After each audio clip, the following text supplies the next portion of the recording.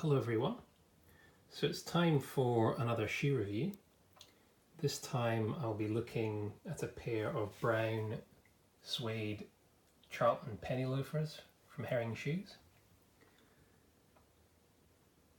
These are from the Herring Classics collection, which I discussed briefly in my previous video. It's the same collection as the Luscombe double monk shoes that are in my other video. These also come in black and hazelnut. The hazelnut looks quite similar to the mahogany colour of the Luscombes, but I think it's just a touch darker and maybe with a bit more red as well.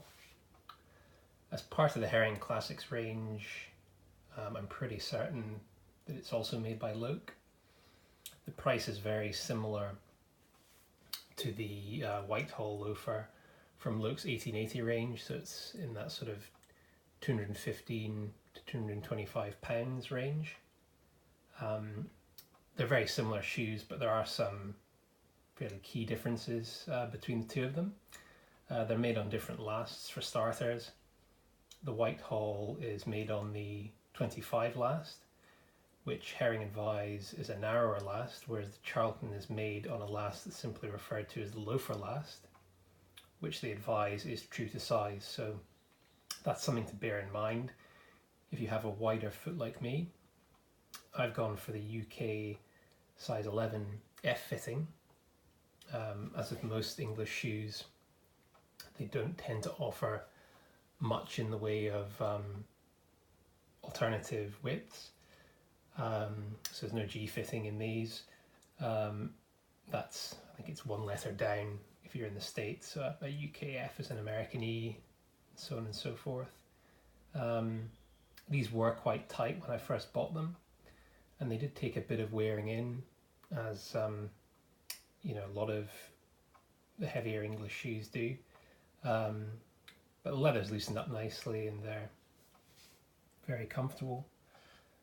As you can see, it's a classic penny loafer style. Very much in the English or American style of loafer, in that it's Goodyear welted with a standard thickness single leather sole. Just give you a quick look at the shoe. There you go, standard leather sole.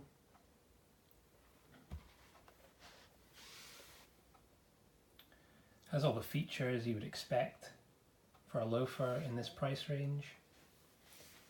There's the full leather lining, leather insole, and then there's the, see what focuses, there's the suede on the heel, so you can go sockless. Very sturdy construction, as you expect from English shoes. This has its downsides as well for a loafer, which is something I'll touch on briefly in a second. Suede is good quality, obviously as you'd expect at this price range. Herring provide this suede brush with the shoes, which is nice. Being loafers and being suede, these are on the casual end of the spectrum. So it's worth mentioning a few stylistic points and things to consider if you're looking to buy a pair of loafers. It's a style of shoe that you need to think carefully about, as you need the correct type of loafer to suit your personal style. This pair obviously has certain elements which make it more casual, but it is quite a dressy loafer style in terms of the shape and construction. In black, you could easily wear this with a business suit, so even though it's a casual shoe, it might look a little bit odd with very casual clothing. If your casual style tends to be a bit dressier, i.e. your casual wardrobe contains tailored chinos, collared shirts, sports jackets, if that's your sort of everyday wear, then the suede is just going to soften your look, and it's going to go really well with that sort of style. And it's going to be something you're going to get a lot of wear out of. On the other hand, if you want a loafer that's going to dress down a lot better, then this might look a little bit clunky for everyday wear. It's a solid English shoe, so it's got quite a thick sole. It probably doesn't go that well with casual jeans and a t-shirt.